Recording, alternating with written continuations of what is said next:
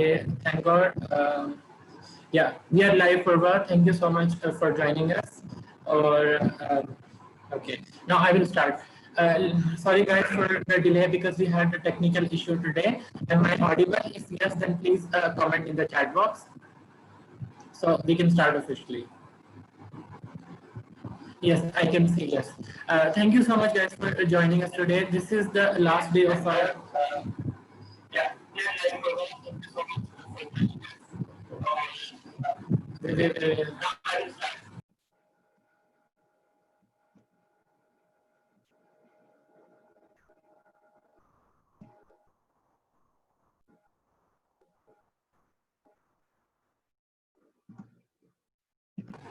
Yeah, sorry, there was again technical issue because of the internet.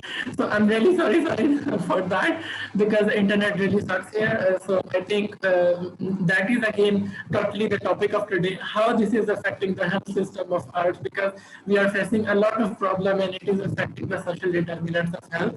So I am again, you are seeing me from 3 days. There is no need of introduction, so I will leave it to Purva. Purva, the floor is yours. You can give your introduction and you can start the process. Thank you so much. Thanks so much, Adi. Lovely to be here. And thanks to all the participants for their patience.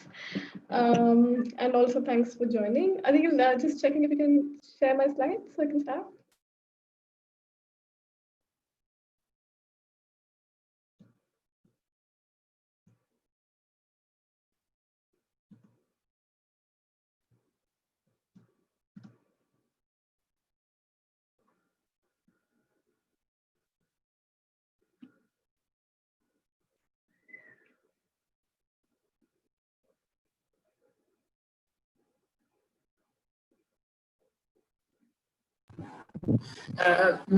Is my screen visible? It is.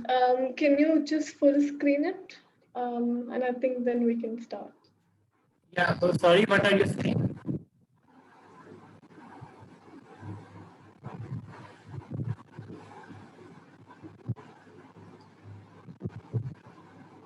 What I need to do, sorry. I think can you just go to the present option? Yeah. Perfect. So here we are. Before I start, I think I'll just do a quick introduction. I am Purva Prabha Patil. I am a medical student in India. The next slide, please.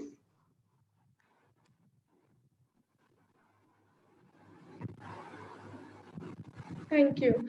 So I'm a medical student, finally a medical student in India, and I'm sure that identity kind of connects with a lot of people attending this webinar today.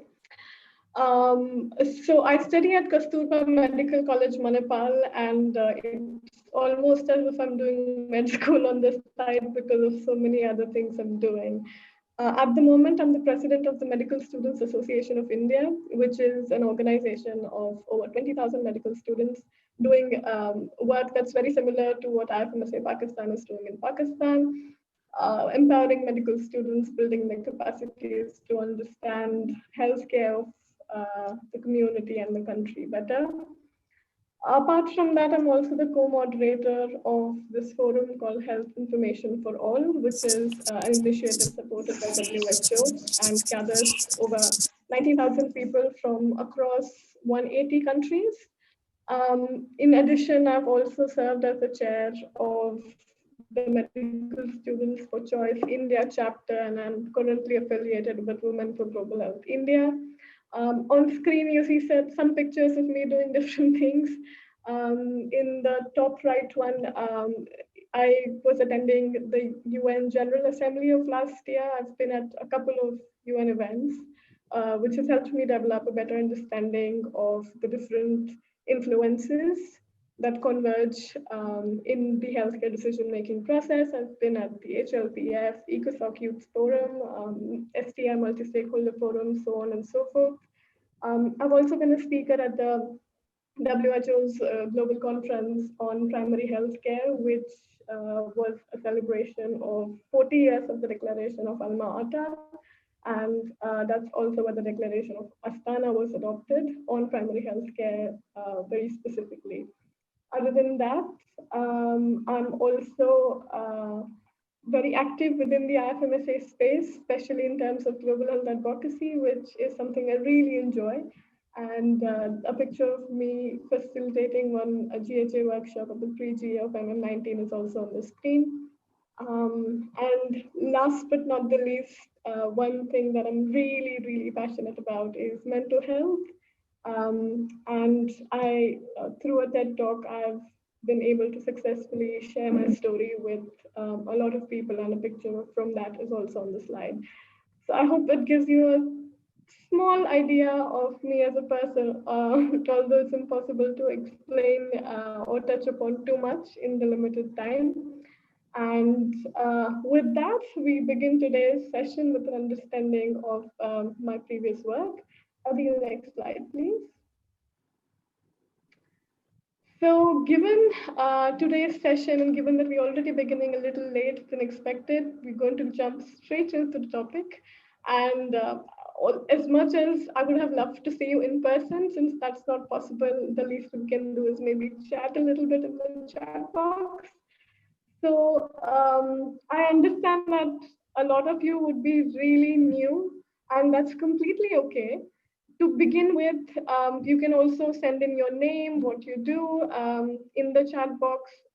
And with your introduction, if you could answer one question, what are SDH, or what do you understand by it? And if you don't understand SDH or what it means, what it stands for, that's completely okay. You can put that to the chat box also. So just your name, whether you're a medical student, if you're studying something else, what college, and what do you think SDH could potentially stand for? And funny answers are also acceptable.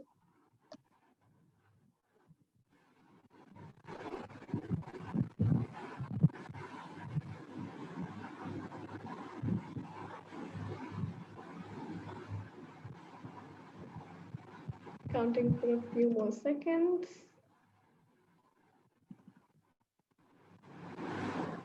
So we already have a few answers pouring in. We also have a few introductions. We have participants from India, Pakistan, Nigeria so far, which is quite nice. And a lot of you guessed correctly. SDH stands for Social Determinants of Health. And I don't want to make this sound like a PSM college lecture or anything of that sort, but it's important for us to understand SDH from a perspective of a medical student. I'm not a boring professor before we jump into the core topic and study how, or learn rather, how its relationship with politics and political agenda is, and how that shapes the healthcare we and our communities receive. Next slide, please.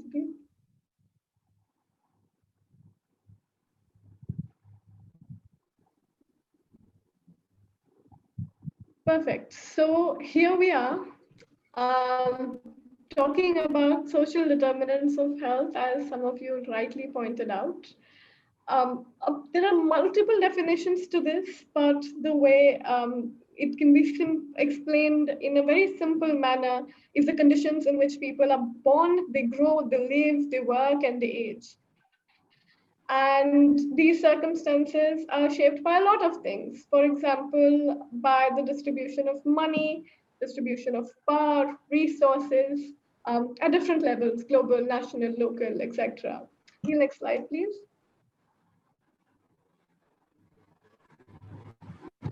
So this is a small chart of how multi-layered social determinants of health could be, what all they potentially include, although this is not an exhaustive one. For example, anything that could affect health, including the social environment people live and age in, physical environments, employment status, income and social status, what sort of health behaviors they follow, the biology and genetics, a lot of which we study in our medical school curriculum, the gender of the person that's being talked about, access to health services, which can have tremendous number of barriers in different ways, shapes, and forms, social support, coping skills, childhood experiences, for example, playing a very key role in mental illnesses, for instance, with adverse childhood experiences, if that's something you want to look up. Education and literacy plays a very important role. And often these social circumstances that we're talking about create certain social stratas or stratification, which is often very responsible for health inequalities. Among different age groups, there are again different things that can affect these inequalities, some more, some less, but in their own measures. Some social determinants of health can be underlying causes of the problems we see today. For example, obesity, heart diseases, diabetes, depression, and the interactions that these determinants have with health as a core issue are very complex. And this complexity further also interacts with political scenarios and political agendas, political priorities, which we will soon get to. But with this, I shall move on to the WHO's social determinants that the WHO has listed out. Adil, next slide, please.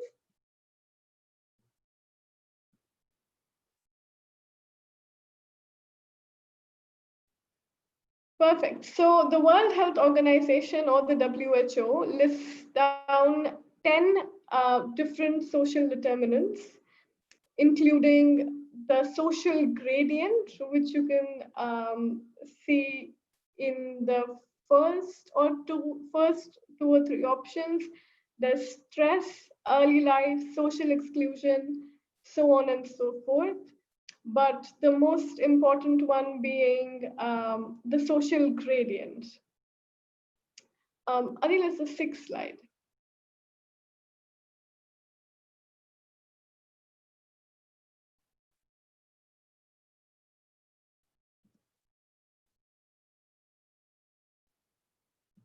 Perfect. So coming back to social gradients after touring all my presentation slides, I'm just going to briefly touch upon what social gradient is, because in itself is a very complicated word, which could basically point at multiple things.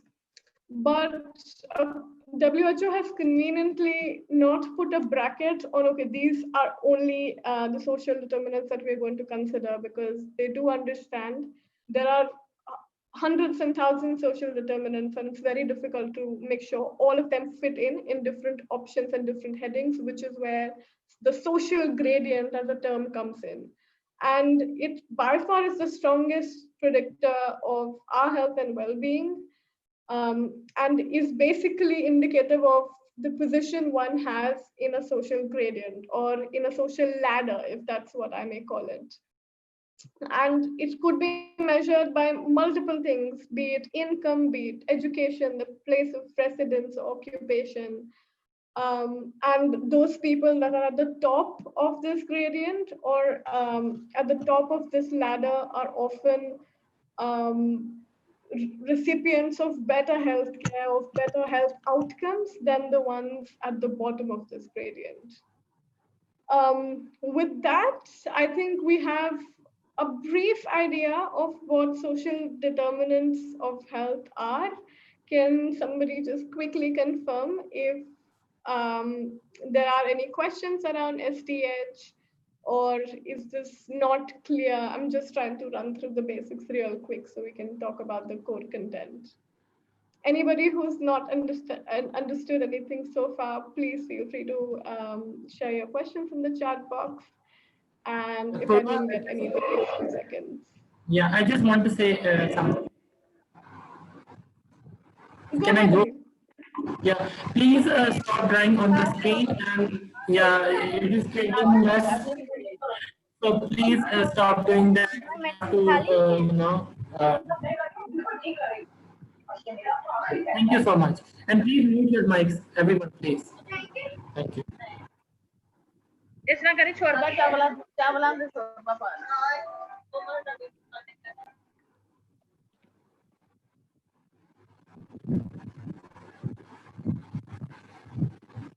Perfect. Thanks so much, Adil. And with that, we can jump into understanding what a political agenda is. Adil, next slide, please. Perfect. So here we are with a new term called political agenda. Now, it's a very commonly used term. We talk about politics, we talk about agendas, but what exactly do you think one could mean by a political agenda? You can type in your answers in the chat box, and maybe from there we can take the discussion further. Anybody who has any understanding, there are no right answers and no wrong answers. But topics like these, it's really easy because everything could be possibly right. So anybody who feels they have a rough idea, okay, we have laws and frameworks, which yes, are a part of or are a subset of this political agenda that we're talking about. Okay, so that's good to start off with.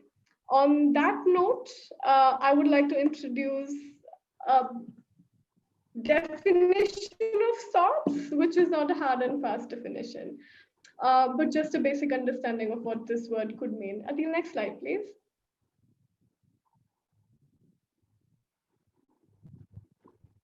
Okay, so within the world of politics, and this beautiful definition is not mine, it has come from Wikipedia, which basically is the simplest way to find information like this.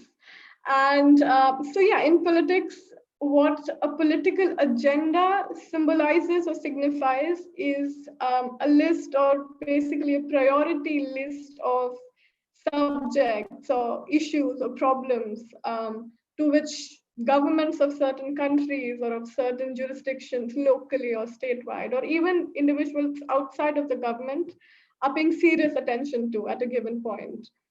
Like, for example, what is it that your government prioritizes at a specific point, or what is it on a national scale or a local scale or a state level scale, or whatever scales we're talking about. But this is basically just priorities that a governing body at some specific point in time has. And that's basically what we mean by political agenda, which also is rightly pointed out by some really smart participants in the chat box.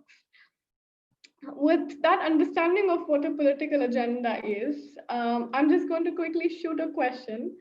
Adil, next slide, please.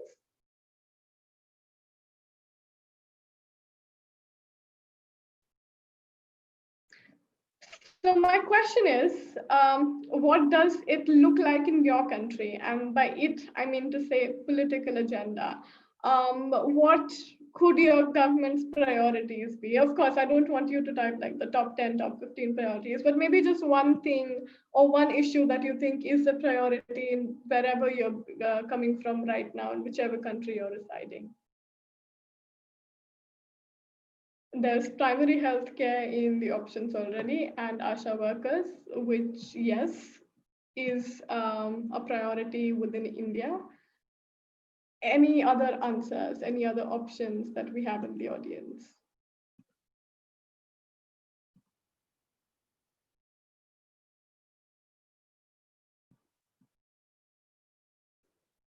Okay, there's economic development.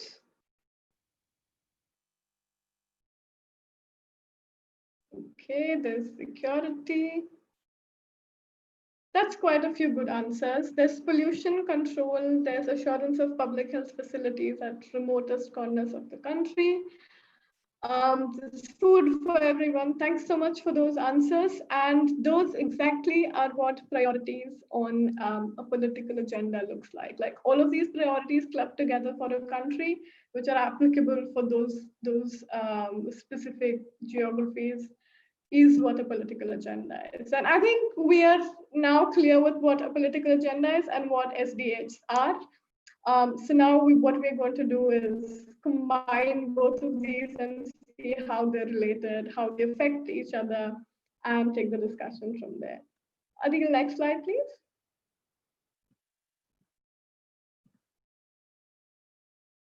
Okay, so is there a relationship between politics and SDH? Again, not a political agenda, but just politics in general and social determinants of health. Anybody who would like to disagree is also welcome to do so. But if you agree, I would like to hear that too. Okay, so we already have somebody who says it's quite direct. Somebody, yes. So we have quite a few yeses, which eases my job greatly. And yes, it does help to shape the manifesto in a certain ways where health is one of the priorities.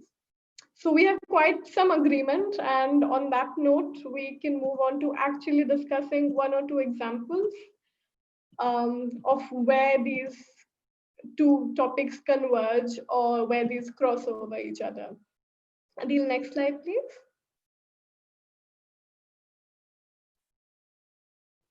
Perfect. So there are at least 1 million examples that we can list out. But a lot of times where you're attending, let's say, high-level forums, or you're attending some roundtables by your government, or different social health, social work groups, or health advocacy groups, including medical associations like AFMSA Pakistan, MSAI, AMSA Philippines, and different NMOs that are working within the region. A lot of times you will hear something called lack of political will. Let's say you're talking about access to clean water, access to basic sanitary facilities, or access to education.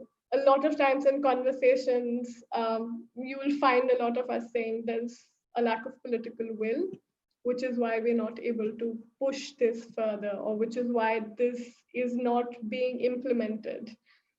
And that precisely is what happens. And another question is health a political choice?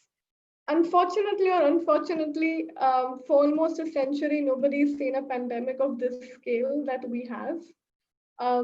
Somewhere, in a very important turning point in our medical education, or in our clinical practice. And there are lessons we can take out of this. For anybody who says health is not a political choice,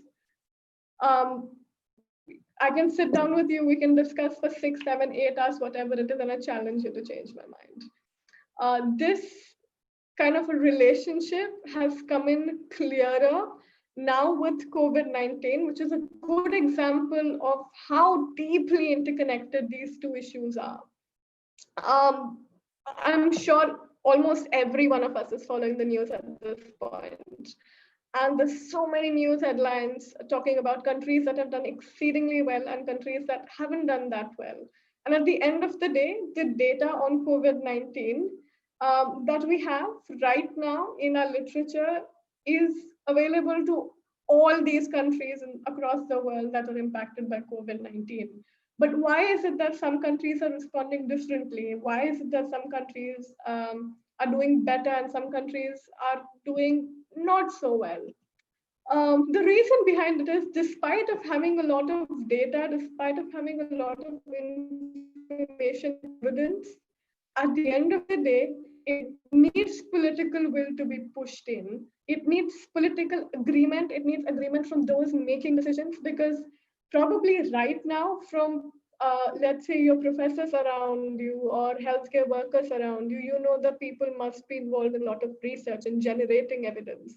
But where exactly is this evidence going to come to play?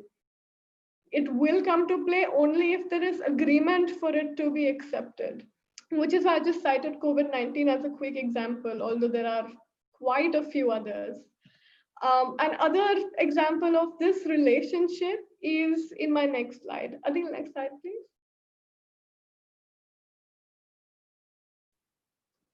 So there is a study by the National Board of Economic Research, which says that an additional 4 years of education. Now you'd be wondering why I'm talking about education out of nowhere. If you go back and quickly remind yourself, education is one social determinant of health.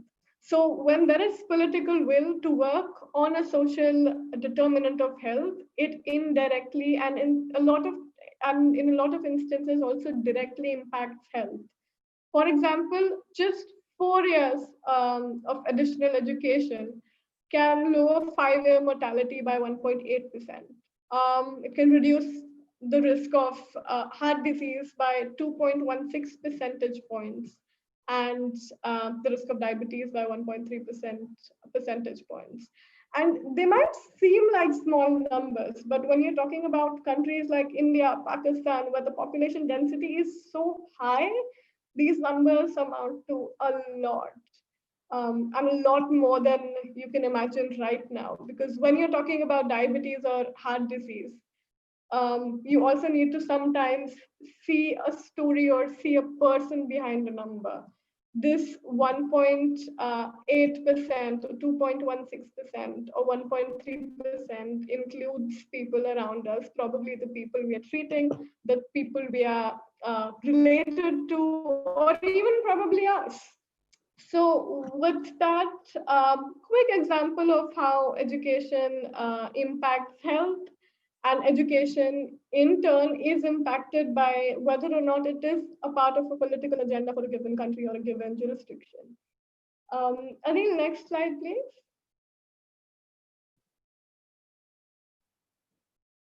So you might be thinking I've just copy pasted the previous slide, and it's not a mistake. It's intentional. And I just want you to look at this slide for a couple of seconds, see all the social determinants that have been listed in here. And if somebody can quickly put in the chat which agency gave out these social determinants, that would be great, and we can move on from there. And then I'll tell you why I've copy pasted this again here.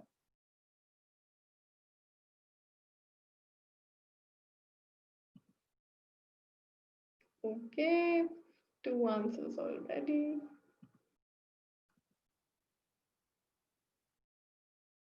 Perfect. So Prachi's answered.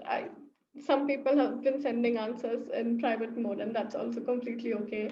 So yes, this is kind of a chart of social determinants as listed out by the WHO.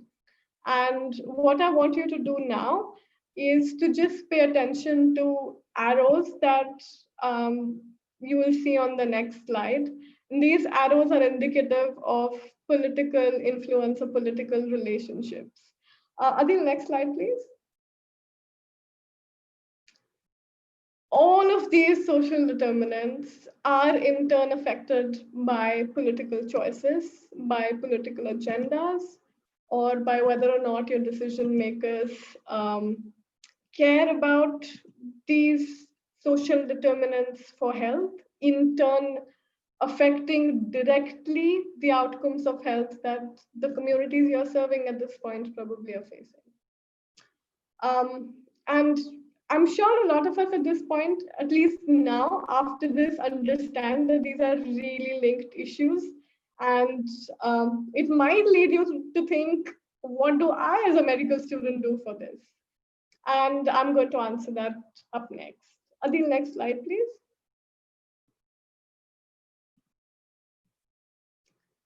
So here's the question. And if I had to simply just point out what you can do, I'm going to start off with just one thing, like one thing you should do at no matter at what point in your medical education you are. Adil, next slide, please.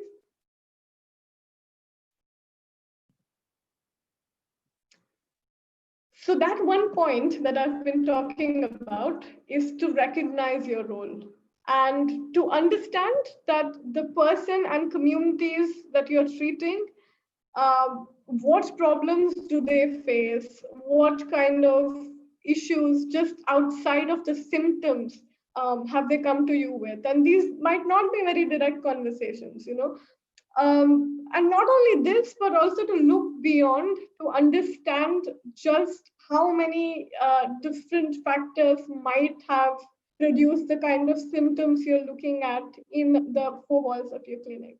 if you have taken up a clinical career, of course. And there are multiple different careers you can take, but even just thinking of a clinical practice, recognizing your role, understanding that you're treating a person and that person is a part of a larger community, that person is a part of a larger environment, is important to remember at every step of the process, every second of your life as a health professional.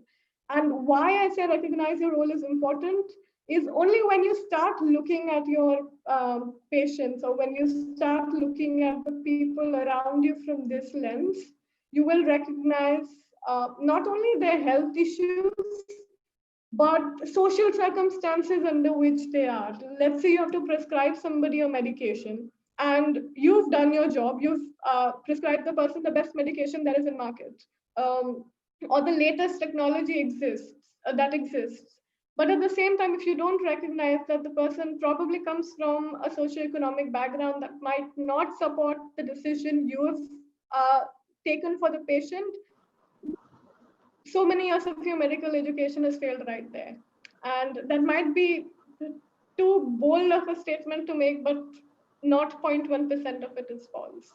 So you have to start looking at people not only as, symptoms, or when somebody is getting hospitalized, we often have a habit of saying a case of so and so has come, and somewhere while doing this 1 million times, we forget that that case is a person, and that person is a part of a larger story, which also we are responsible for. Now, I'll just quickly put up a chart for you to kind of envision or picturize what I'm trying to say. I think next slide, please.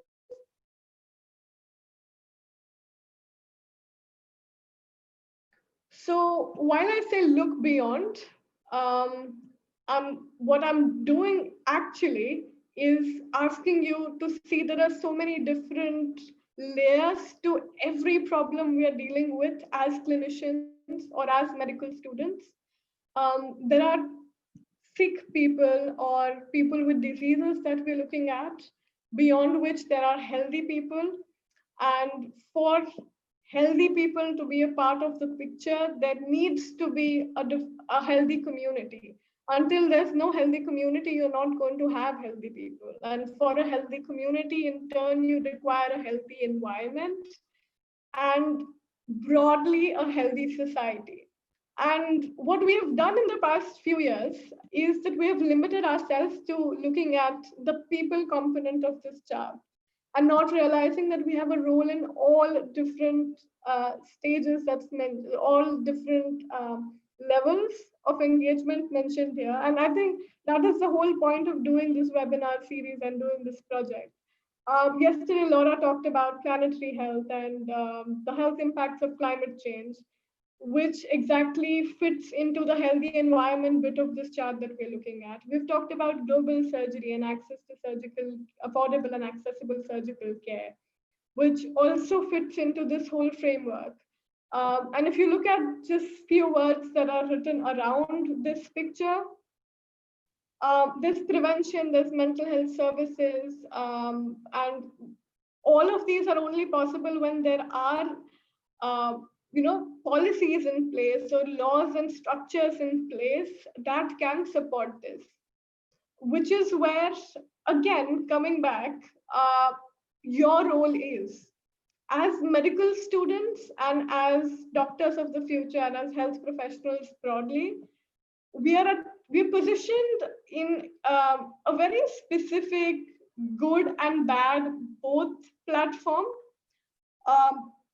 A lot of times, I, as a medical student, see myself complaining a lot of times. These policies are wrong. These people don't understand this. And the problem is because the decision makers sitting on the table and making health decisions for our communities most often don't really understand health to the depths that we do. And we, as the healthcare fraternity, have somehow managed to disconnect so much from these decision-making processes that we are no longer even associated with them in a lot of ways. And when you're at these events and when you're at these high-level meetings, A lot of times people ask you, hey, why are you in this education meeting? If you're a medical student, you should be at, let's say, some different health meeting, or you probably just should be in med school looking at your patients and your syllabus. And that is entirely wrong. You have to be involved in the decisions that affect your communities, because everything in turn also affects their health. So we're in this niche position where a lot of us understand health a lot, but don't actively contribute to the political agenda, or don't actively understand and contribute to how these decisions are made. On the other hand, there are a lot of people within politics that understand the political agenda through and through, but don't have a very clear understanding of health. And that is the lacuna we have to fit as future health professionals, as future doctors. And that is the role you can play as a medical student broadly. Very specifically, you can be involved in researching and collecting data, but your responsibility in that route does not stop there. You further have to ensure that this data that you're generating is used for something better. And just thinking of it off the bat, there are associations of the organizations like IFMSA Pakistan, like MSAI, like NMOs within your own countries that could be very strong platforms for you to kind of convert all of this into advocacy. Be active in whatever is happening around you in your local ecosystems. Not everything has to happen internationally and globally. And you might want to hold me up for saying this, but the way I look at things, if you really want to make change, that's starting on a local level. Only conversations happen globally. Whatever happens, happens on a local level. And a top down approach is always more or less not as effective as a bottoms up approach. And that is exactly where we can engage. Our responsibility is not to treat one patient or not to treat, let's say, 5 or 10 patients, but to treat all these structural and systematic barriers and problems that they face, in turn leading to a long-term better health. So that's just a very brief idea of what social determinants of health are, what's a political agenda, what's the relationship between these two, and what very briefly we as medical students can be doing. With that, I would like to stop talking one-sided and hear from you on what questions you have, on what doubts you have. Adil, next slide, please. Yeah, sure. Thank you. So yes, with that, I'm ending my little short presentation. And if you have questions, I would love to take them now. I know Adil has a few already kept in mind. But if you're the shy ones not willing to engage in the conversation here, there's also my contact information on the screen. So you perhaps make use of that too. Adil, happy to take any questions. Yeah, thank you so much for your great insight into how political agendas goes into deciding the social determinants of health. And I must move towards now the Q&A portion of the this webinar. We received quite so many questions. Most of you have already covered in your webinar, but again, some of the questions need to be pointed out and need to be cleared out in front of the participants so they would get the better understanding of the process. So I need to ask the first question is, this is the Global Health Delivery Project. So what is global health according to you? Like you are the resident of Global South, born and raised in the Global South, and now planning to work in the Global South. So what is global health according to the resident of Global South? Perfect. That's quite a nice question. And honestly, that is a huge debate between what is public health, what is global health. Are they two different things? And there was a very interesting paper in the BMJ that talked about the definition of global health as public health somewhere else, like outside of the local system. But all of these definitions do not make sense to me, to be honest. And I have also written something as a response to that paper in my commentary, defining what exactly global health for me is. And a part of it is what I would like to share, because this question is a really nice one. When we're talking about global health, somehow in theory, it kind of covers everybody in this world, and the health needs of the human civilization as a whole. But when you're talking about global health politically, or when you're talking about it in terms of what's really being done, a lot of this is reduced to the global norm. And in different settings like these, oftentimes I don't see too many people that look like me, which is surprising. When we're talking about global health, there should also be equal representation, and not even equal, but equitable representation. Um, just talking about the population density that exists in South Asia versus the representation we have in a lot of spaces where these decisions are actually being made for us is disappointing. In that context, global health should have different meanings for everybody.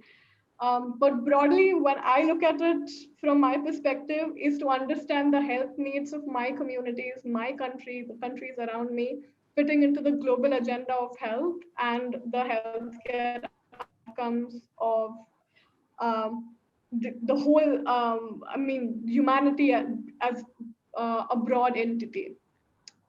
Let me know if that answers your question. And if there are any follow-up questions to this, please also add it to the chat. Yeah, thank you so much, Purva, for carrying out the very definition of global health, and you draw the very interesting comparison between global health and public health, what it is, and the different dimensions. I really appreciate your answer. Now, I have just received a question in the private chat box. The participant has asked, since the case of COVID-19 are rising single every day in India, it appears as if there is no end. What role can students play? That's a very good question, actually. And in terms of the role medical students can play, there is immense potential as individuals, and as groups of medical students like our medical associations. And just to talk about a few of them, I would like to go back and quickly bring in an example from what we are doing here right now. You can actually, so what we're doing in MSCI is we've partnered up with the Academy of Family Physicians, where the Academy of Family Practitioners is basically training a bunch of medical students to identify the problems that people are facing right now and to set up online consultations, because there's a lot of worry about going to hospitals, and the fear of contracting the disease, COVID-19, amongst our general population. So the idea behind initiatives like this is to bring healthcare to people's homes if they cannot go to the healthcare facilities. So this is just one example of things medical students can be doing. Apart from that, I keep talking a lot about the power of one medical student. And even if you educate one person that does not have access to the kind of resources that you probably do, if you are in a position where you probably have people like household help or drivers around you, or people who probably do not have the best of education and are the easiest targets of myths and misinformation. As medical students, your strength is that you have access to the right information. You can look the right information up, differentiate between what's correct, what's incorrect, and deliver this to the people around you. Even if one student or one medical student contacts or helps one person out, given the strength, I was just having a conversation with Adil about the strength of IFMSA Pakistan. That's 13,000 medical students, in turn affecting 13,000 people. So there's a lot that can be done, and a lot of these answers you will probably find internally when you look around and ask yourself, what do these people around me most need? So I would really encourage that you have that conversation within yourself and identify what works best for your communities, for your local surroundings and environments, and how we as organizations and association representatives can support these initiatives. And I might have overstepped speaking for IFMC Pakistan also, but I'm sure you will be happy to guide many of you further on that. Yeah. Thank you so much, Purva, for the answer.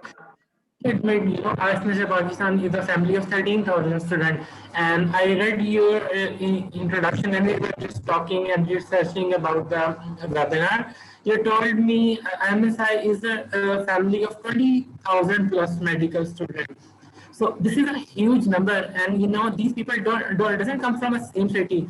These people come from a different backgrounds, different areas, different cultures, different religions, different political backgrounds, different ethnicities, and since they all represent the determinants of different social change, so they can totally affect the change at their own level by educating their own families, by having an influence on their relatives. So this is a chain reaction we need to understand, and how we can work together on a single platform.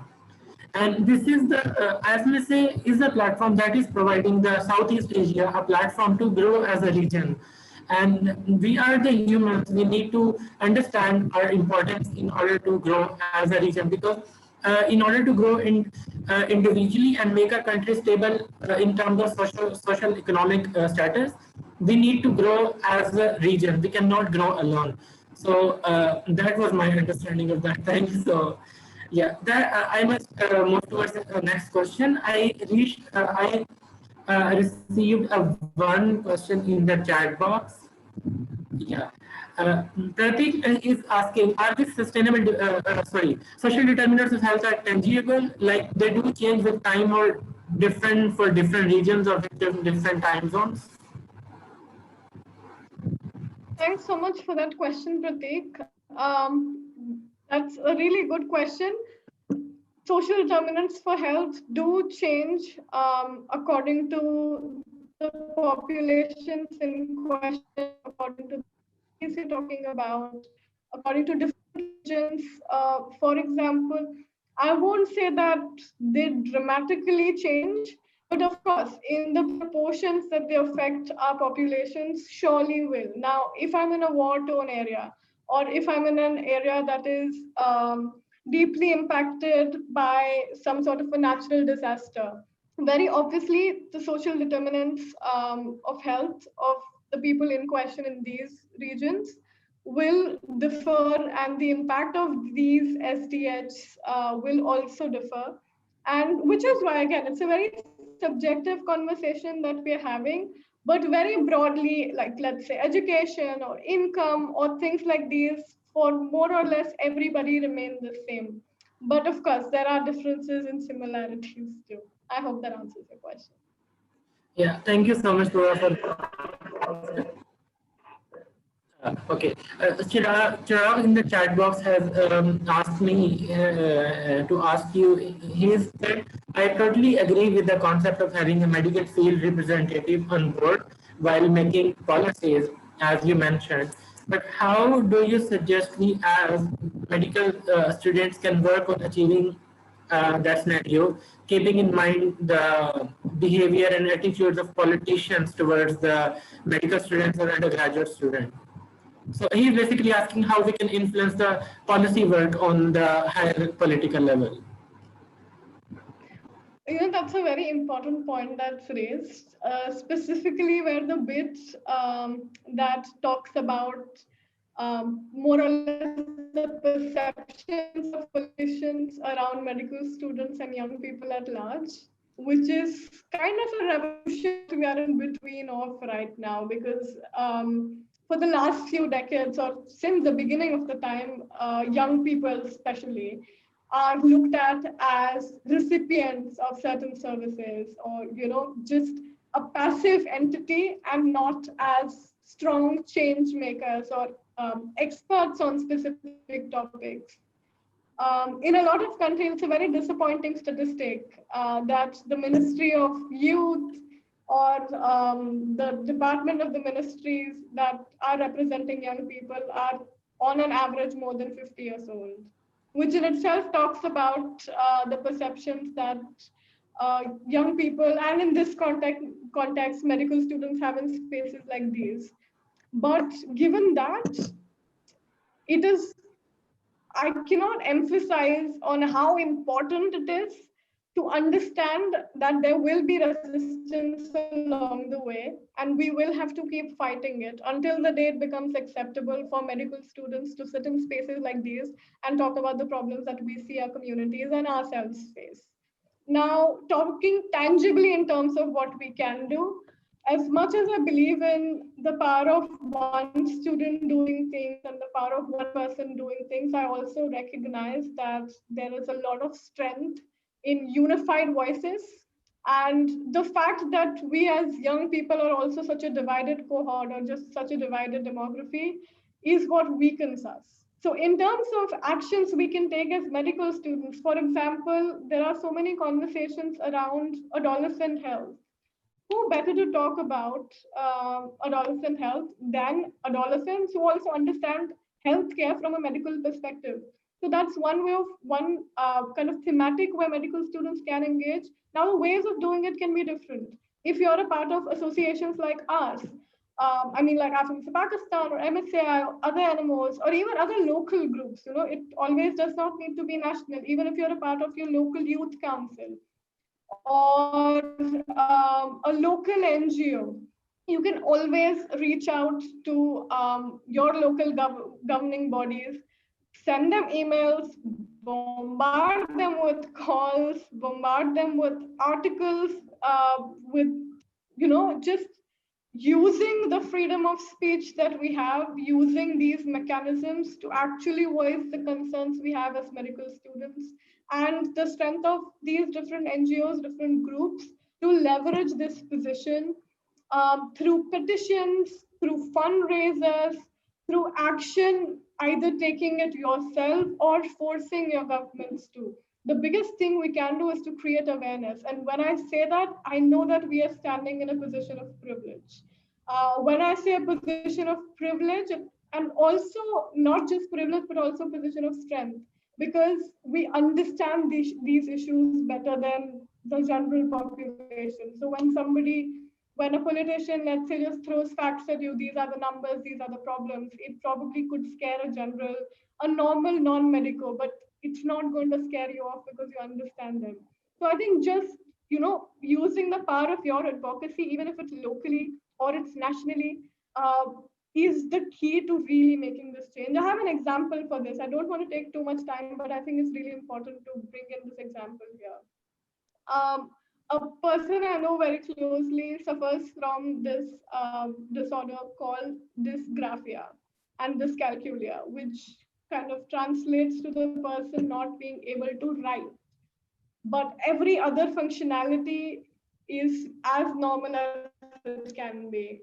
This person is also a great public speaker, but when you talk about educational reforms, this person does not have access to a keyboard, which is why, despite being a really visibly bright and smart person, consistently failing on academic tests, in turn leading to depression, in turn leading to self-doubt.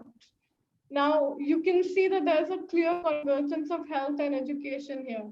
And the solution that this person found out was just marvelous. This person created bots so emails could be sent out to different ministries because their college wasn't responding to them. And after around 360 plus emails, the Ministry of Human Resource Development got back to this person saying that they are going to ensure that provisions will be provided for keyboard typing. This might seem like a really small victory, but this is what one person can do. So if we can advocate as a group on issues that we can come and settle down as a group, that is when real change can be made. So I think, yeah, I've taken quite long to answer that question, but I hope I have. Yeah, thank you so much for great insight into the advocacy campaign that your friend runs. So there is a next question by Rukmani. She asked, um, just students are talking about the local remedies that the most of the Southeast Asian people you love to follow at their homes, and they were talking about the garlic thing that could cause a blood pressure and stuff like that. So she asked how we as medical students and doctors address this during our hospital rounds, I believe. How can we encourage people to approach us? Adil, I didn't get the last half of the question. If it's Yeah, possible yeah, to yeah. repeat, She's actually asking, people around us use homemade remedies or homeopathic stuff for the treating disease that can be actually cured with the, drugs or the medicine if they can be, communicated properly to the doctor through a proper channel. So that person is asking, how should we as medical students and doctors address this during our hospital visits around, the rounds happen in the local hospitals and we went to the bed and take the history and actually talk to the patient and advise the stuff. thanks so much. I got it now. I'm going to give a very controversial answer. These are 100% tried and tested methods which work. That I've never really shared them on public platforms before. But and also, I don't mean to blame us as a medical fraternity or as health practitioners, but I think we somewhere in the course of being smart, intelligent doctors, very educated, very literate doctors, get disconnected with people that we're really treating. This person is looking at alternatives outside of what you are offering, is in a way indicative of the lack of faith they have in the system.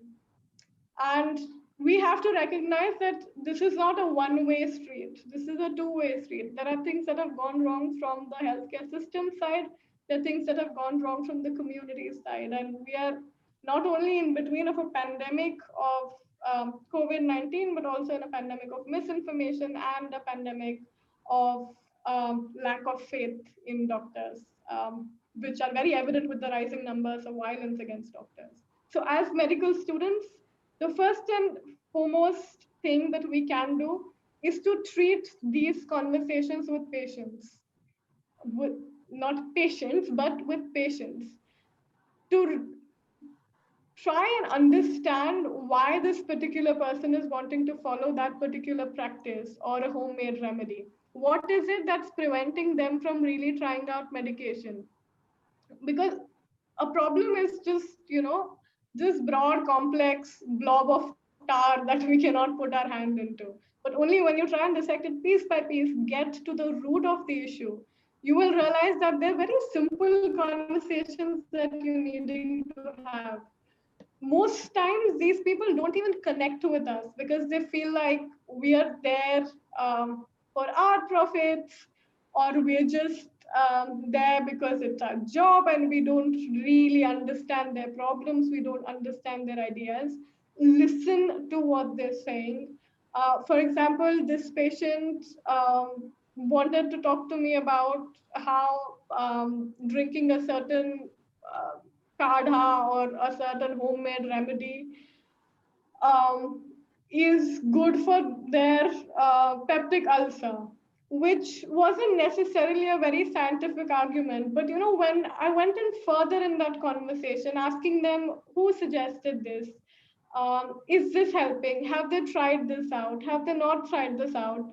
When the conversation went on and on, I realized that the simple issue of that person was not having 100% trust in the healthcare industry. The person's constant argument was the medications allopathy is offering us is basically a product of what big pharma wants to sell. And a lot of times these conversations are very draining or very difficult to be in because it angers you. But in conversations like these, there's also space for you to tell them that you care about them as a person.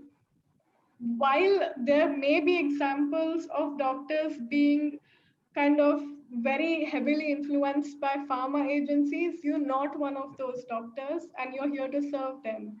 And those conversations are really what can get them out of the superstitions. So if I had to just broadly sum this encounter of me with a patient into 2 or 3 different points, would be to just listen, try and understand where they're coming from, Focus on your doctor and patient relationship. Make sure they trust you. If they don't trust you, they're not going to follow what you're saying no matter what. They're following those superstitions and homemade remedies because somebody they trusted has told them that. So it's kind of a trust competition that you're in between of. But these, according to my limited experience, are the key to resolving such problems. Yeah, thank you so much, Purva. I'm just reading the question. There is a very important question that we received in the registration form. That is, what are the basic infrastructure that should be provided in order to maintain the basic sanitation of people? I asked yesterday this question to Laura. She was a speaker from BVMP Germany. So she answered that question in her experience as a citizen of global north. So you were living in India, and India is facing this problem, and as well as Pakistan, I can comment on the behalf of Pakistanis also. So how you think as a medical student or as a global health advocate, how you think what infrastructure we do need? So in terms of infrastructure, I have to start with a disclaimer of being no expert, but based on my understanding and just experience as somebody who has received help from healthcare facilities and healthcare infrastructures and is heavily dependent on them for my survival and existence, the most basic needs that people have is food, clothing, shelter. Apart from that, very basic things like access to the right health information when they need it and access to just healthcare. And I know this is a conversation that keeps happening over and over and over again in different political scenarios, but very less often does it really translate into the kind of action we need to see. And when I talk about basic infrastructure, I'm talking about something as basic as a primary health center that is not too far from where this person is probably living. I might be talking about um, a 32-year-old farmer's wife that's pregnant and about to deliver, but the closest center where she can even meet face to face with a doctor or even a nurse is 7 hours from where they stay. What is the point of facilities and infrastructure like that? So when talking about this infrastructure, my most basic parameters or basic criteria would be accessibility, affordability, and effectiveness. These establishments are here, but how effective are they if they're not equipped with at least health personnel or basic uh, equipment or basic needs that they need to service? For example, as medical students, you can talk about both sides of the aisle. As somebody, as a recipient, and as a provider. As a provider, you want to treat patients, you're placed in this rural health center where you're the chief medical officer and you don't even have gloves or you don't have something as simple as a syringe and you have to and you're expected to maybe do some sort of a procedure. You don't have equipment for that. So the idea of basic infrastructure is different for different communities. And it's important to highlight that, it's important to recognize that in local governing system, in local decision-making processes, and also in your context of medical students. So when I say basic infrastructure for my communities, I would be talking about something that not necessarily even exists, like primary health centers everywhere, or facilities for doctors where we're not overworked in shifts of 30 hours, 36 hours. It's insane and inhumane. So yes, I think off the bat, that would be what my perspective of that would be. But again, it's a very subjective conversation. The basic demands of different communities are different, and the whole idea of having this conversation is to identify those differences, celebrate those differences, and cater to those differences. Yeah, thank you so much for your great insight into that. There is a question in the chat boxes. They are saying, in a patriarchal society like Pakistan and India, how should we advocate for the comprehensive sexuality education of or the topics like SRHR, while there is a lot of stigma around attached to that, and how we should talk about that, and how we as doctors struggle with being able to openly converse with patients and communicate about such topics. So how we should advocate effectively? Okay, so I think this is like a two-part question. One part of it talks about advocacy and how we can engage in these conversations, and the second part is how you should talk to, let's say, a patient about these sensitive issues. So I think I'll go part by part. The first part would be advocating, and it would be very unfair to not acknowledge the difficulties and the challenges that exist while even talking about SRHR. And a lot of times you will be the only person in the room who would want to say something about SRHR. And I've been in roundtables and in meetings, in decision-making meetings with very high-level officials, talking about contraceptive use, talking about sexual health services without even mentioning the word consensual sex once. Which comes as a surprise a lot of times to me, but at this point I've accepted that, okay, this is the circumstance we're working in, and how do we change this? So there are different ways of, cracking this open. The first is to understand why there are apprehensions within a particular group of people that you're trying to talk to or you're trying to address, and the importance of it. Because when you're talking about SRHR, especially for countries like ours, it's just almost it's almost as if the importance of comprehensive of CSE is not really taken into consideration. It's not looked at as something important. So only when you really connect it to prevailing social circumstances, to evidence-based studies or evidence-based data on how CSE has really transformed certain health issues or certain health inequities, is when you can start really working around CSE. And there are difficulties, there are going to be challenges in the way. The only solution to facing those challenges is to not stop. These forces exist to make sure that your efforts somewhere stop because of these roadblocks are that keep coming up in this journey of advocating for SRHR and for CSE.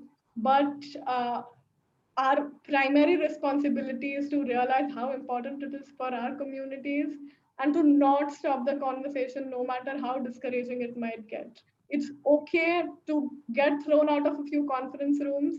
It's completely fine. I've been in that position. It happens. There are schools that will deny you permissions to talk to students. You have to find ways of talk to them outside of schools. Then if there's a roadblock in one direction, as young people, I know we're creative enough to find shortcuts around it or to find alternative ways around it. And that is what we have to keep on doing over and over again till we come to a day where these conversations are acceptable and these conversations can be had openly. To begin with, you will be one weirdo talking about weird stuff. You will be joined by another weirdo that identifies with you, and that's how you will end up with millions of weirdos, and this conversation won't be weird anymore. So that's about the advocacy bit of it. And again, when coming to the patient side of things or the doctor-patient side of things, again, I don't want to blame medical students or us as young people, but how many times do we even feel like we're confident enough to talk about things like these? And one reason behind that is we don't adequately pay attention or give enough time to understanding how to break this conversation gap that we have, how to identify, how to establish this barrier. I study in a different state where the language is different. And I know in this context, a lot of my colleagues do not talk about sexual history at all because they don't know how to non-offensively translate it in a language. So identifying barriers like these, and if barriers like language, etc., don't exist, what are your intrinsic barriers? What keeps you from taking a detailed sexual history? What keeps you from asking these questions? And a lot of the person's confidence in answering will depend on your confidence in asking those questions. So I think I'm leaving you with a bit of introspection here as a response to my question. But yeah, happy to also take any follow-up questions around this. Thank you so much for the great insight. I just want to add one thing here, my personal experience. When I was taking my gynecology exam, and the boys are not actually permitted, going towards the room and stuff like that. But eventually, that recently the administration of my university is changed. So the vice chancellor has especially asked the head of department of gynecology to actually permit the boys into the labor room and stuff like that. So I actually been there. I have experienced the pain. I have experienced the process of labor. I have experienced the process of PPH. And I have seen people suffering. What the patient needs from us is time. They need us to develop that communication process, that that relation, the professional relation I am talking about. They want to develop with them. They want us to listen them because they are in the pain and they are eventually the humans. But again, considering our countries and demographics of our country, the load of work for the healthcare professional is the reality also. So if I talk about like the labor room, and per hour, I guess they are receiving. There are 4 labor rooms in my hospital, and eventually they are receiving like per hour, I think 10 to 15 emergency patients who are at the verge of death. If they don't receive emergency treatment, they are dead. So imagine their mental health status and their stuff. So we can talk about the developing the communication and stuff like that. But again, it is a multi-layer phenomena, and we need to understand the fact is how the process goes into, the work field. The things we discuss in books are totally different from the things we actually experience in the work field. So we need to understand also. But again, what we can do is we can talk the patient after they have been shifted out of the emergency room. Once we have dealt with them in emergency, I think we have enough time for the healthcare professionals. I'm talking on behalf of the senior professors. I'm talking on the behalf of consultants. I'm talking on the behalf of postgraduate trainees who have enough time to talk about to the patients when they are in the indoor services. So when they choose not to talk to those patients in the indoor services and leave all the work on the house officers or internee doctors, and who are already struggling with their work and with their mental health, so the situation goes worse. So this is the, I think this is the problem I have observed. The senior professor just comes and they just take the, 1 or 2 hour just round in the hospital and they just go out. So I think the responsibility eventually comes from on us. And no one just wants to take the responsibility on them. They just want to shift the responsibility on the other people. Like, this is the responsibility of house job. This is the responsibility of postgraduate training. No, this is not their responsibility. This is our responsibility. When we talk about the healthcare community and when we talk about changing the system, this is our responsibility. I must confess, this is our responsibility. I am repeating this again. You cannot talk about saying that leaving the work on others and stuff like that. So this is what I experienced during my ward rotations and then during my exam. So this is a situation really bothered me. I'm sorry if I get emotional on that. So, yeah. So thank you for listening to me. And I just move towards the next question is, Abshar says most women demand or request no male doctors in labor room during delivery. Going against their wish isn't violation to patient autonomy. You want to answer? I can do that, and then you can. Yeah, you can do that, and I will just add my point at that. Yeah, you can. It would be nice to have like 2 different genders talk on this. Yeah, exactly. But yes, off the bat, the way I look at this is very simple. At the end of the day, everything you're doing is for the patient. And if you are in a position where you can make them feel comfortable, even in the smallest way, why not just do it? I know this is a problem that a lot of people, a lot of male medical students in my batch face more often than I would like. But at the same time, when you look at it from that person's or that woman's perspective, she's in labor probably the first time in her life. That's the first, it's birthing is a very special phenomena in every person's life that goes through it.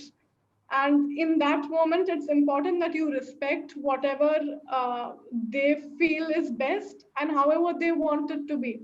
Talking about violation of autonomy and the bioethical bit of it comes second for me, but the first is a moral obligation when, even if it's not, explained in books, or even if there are no guidelines around it, is it morally correct to force yourself in a situation where the person is clearly demanded for you to not be?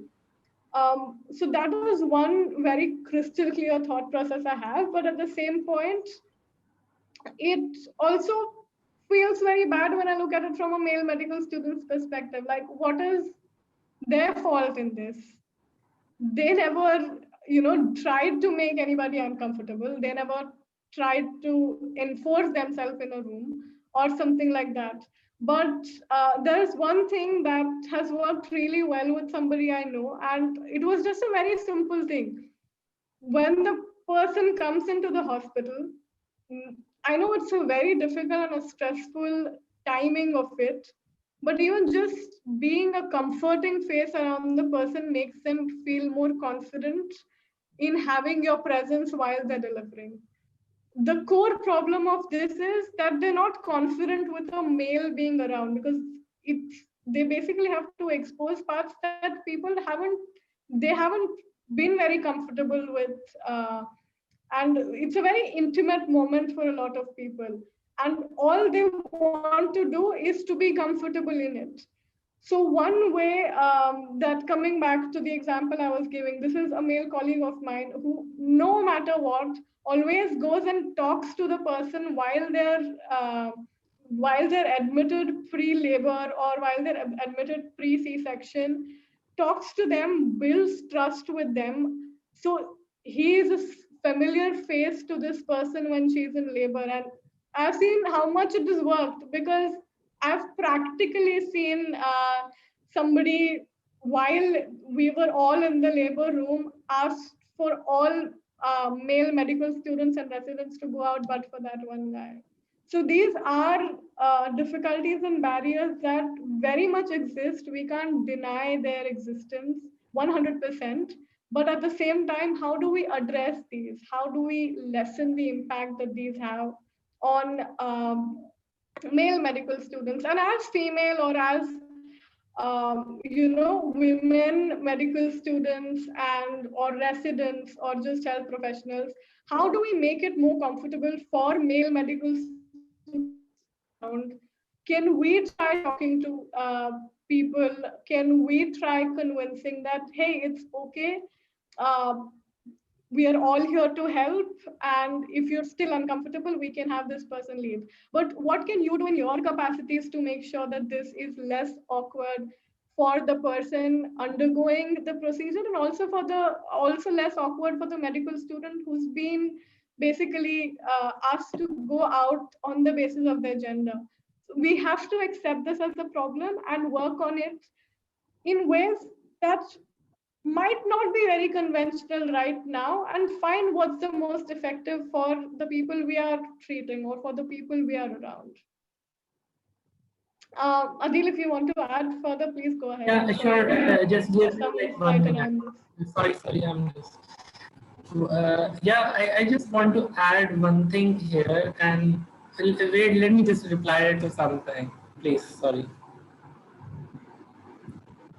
Yeah, actually, last year when I did my labor room duty, it is mandatory, like for all the medical students, as all of you know. So when I did that, I was assigned to labor room for 1 week.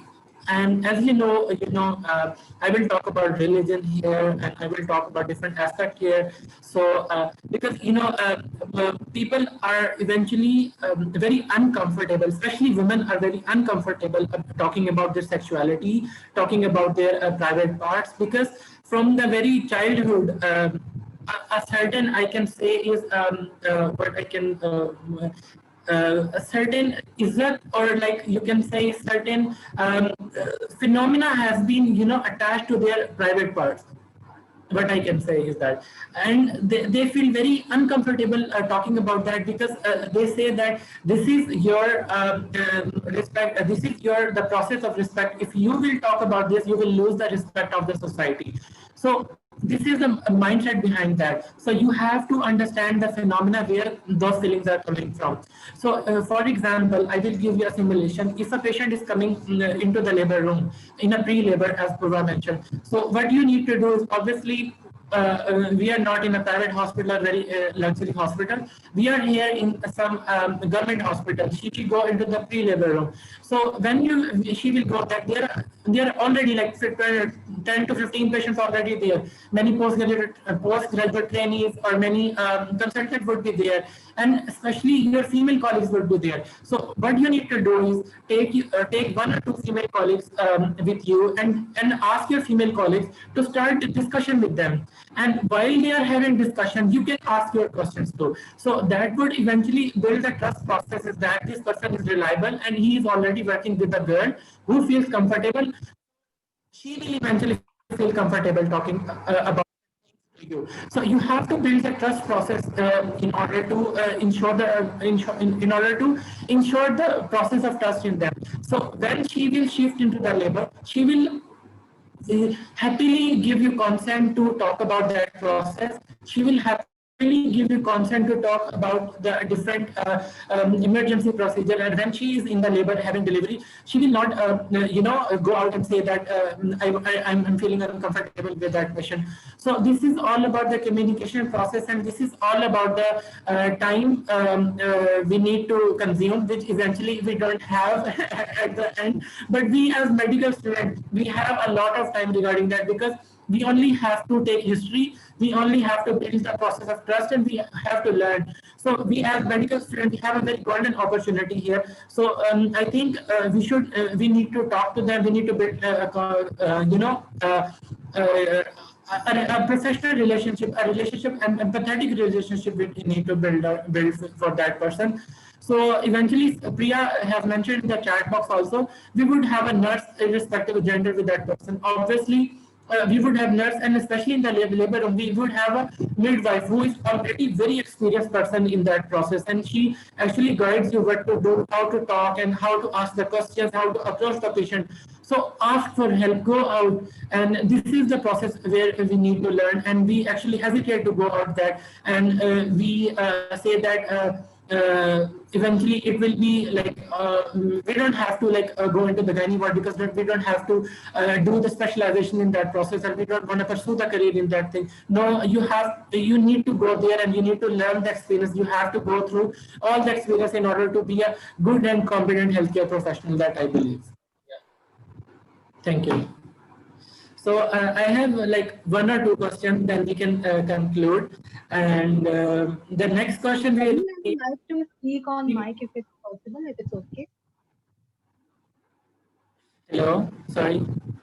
I would like to speak on mic. I would like to say something. Yeah, sure. Go ahead. Okay, what my question was, it was about the pre-labor and the post-labor. It's fine that you can build a rapport, but if a woman has asked specifically not a man to be present there, it's better to respect her wish, because I will just give you example of the case I've seen in my hospital.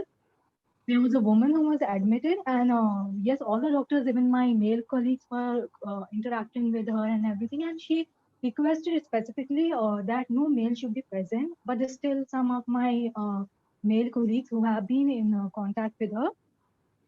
They were in the labor room. So after that delivery, that woman, she was so depressed and so upset about that whole thing that she tried to commit suicide, and we had to stop her. So you see what kind of mental pressure it gives on women. So if she asks specifically in that sense, I meant that it's better to just respect her wish, because if they're asking you, that means that it is very important to them. So you should not force them, or you should not try to convince them also, because sometimes people give into pressure. No, you want me to answer, or you want Purva to answer?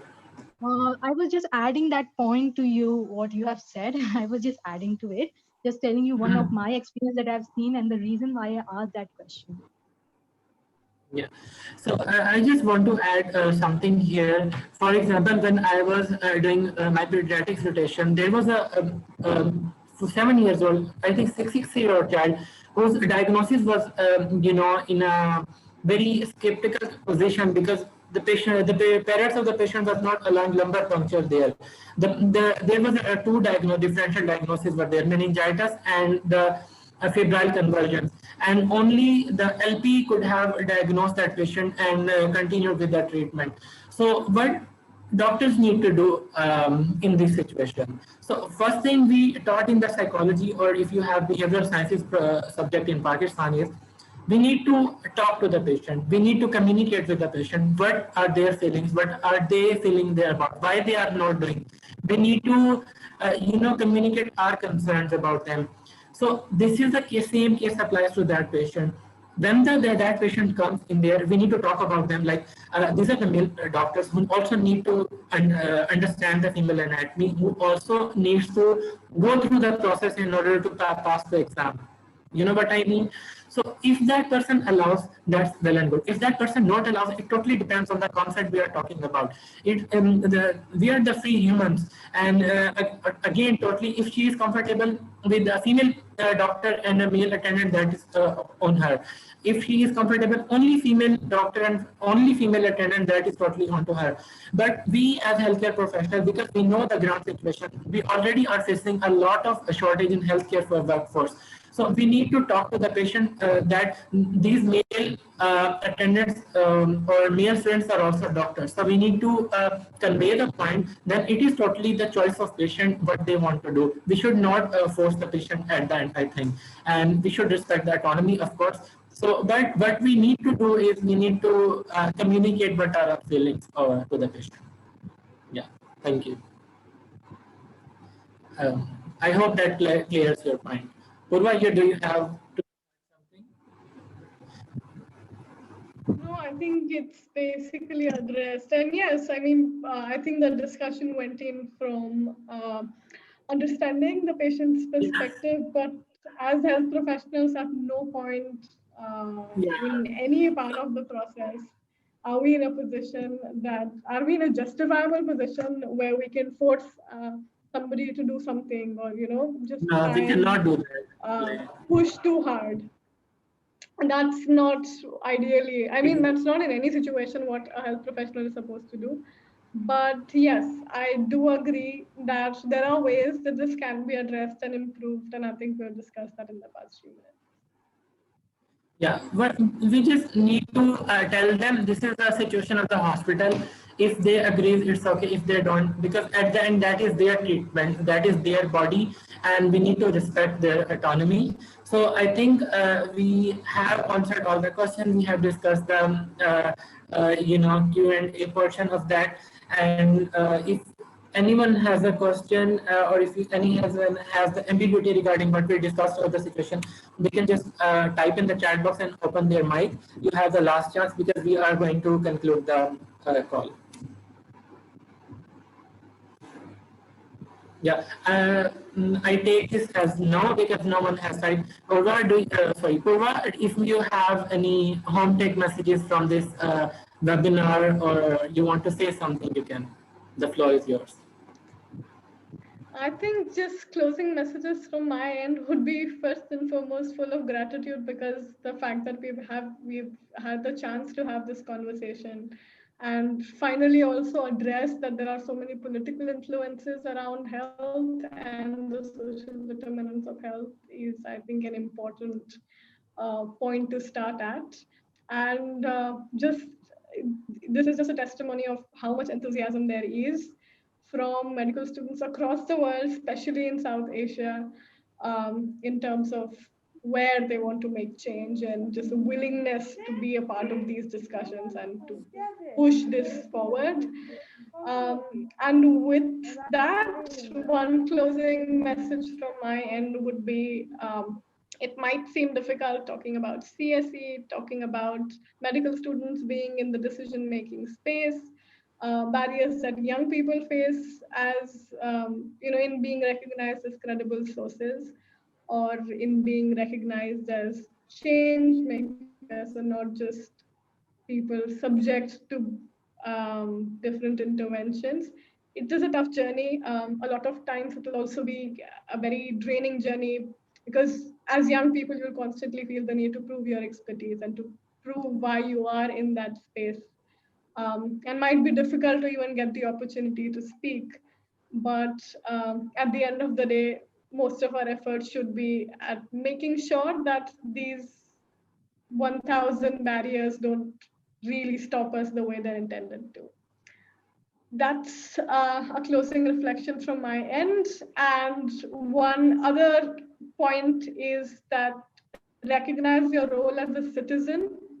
You are a medical student, you are a future doctor, but before any of that, you were born as a citizen of whichever country you're a part of, or whichever country offered you their citizenship. And it is your moral responsibility to understand that there is a difference between being political in your practice and driving change outside of your practice also. When I say understand the influences of politics, I don't mean it in a negative way or in a way where these political ideologies of yours are brought into your clinical practice and negatively affect your patient health outcomes. When I say be politically aware, is as citizens, and in a rather difficult way where it does not interfere with your service, but at the same time enhances your understanding of the populations you're dealing with, and enhances your participation in the issues of these communities and populations. Thank you. And thanks so much, Ariel. Thanks, Mr. Pakistan, for having me on this session. Yeah, thank you so much. I just want to say, let your political bias stop your growth as an individual, as a healthcare professional, as a citizen of the country, or as a citizen of the Southeast Asia. And we need to understand the fact is we need to respect each other. We need to build the community around us. With this, I just want to say thank you so much, everyone, for joining us. And I will discontinue the live stream now. And thank you so much, Purva. We can conclude the call. Thank you so much, everyone, for joining us. It was a pleasure.